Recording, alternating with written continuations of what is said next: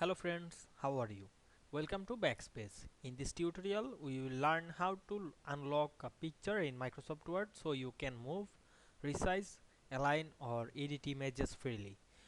This is a common issue when working with templates, downloaded document, letterhead, forms, reports and professional layouts.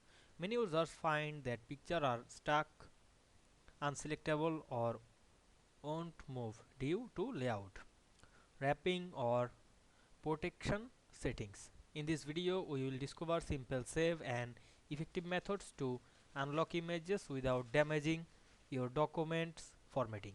So let's get started. At first, you have to open your document. We can see here an assignment from my college, but we can see the all page have one picture, but we don't select this picture because this picture is locked. Now you want to unlock the picture.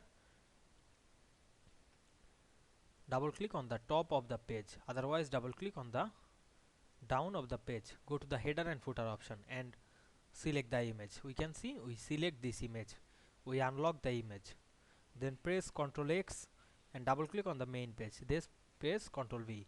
Now we can see we unlock this image easily. I hope you understand this process. This process is very easy. If this video helped you, don't forget to like, comment and subscribe my channel to get more than important video very soon. Thanks for watching.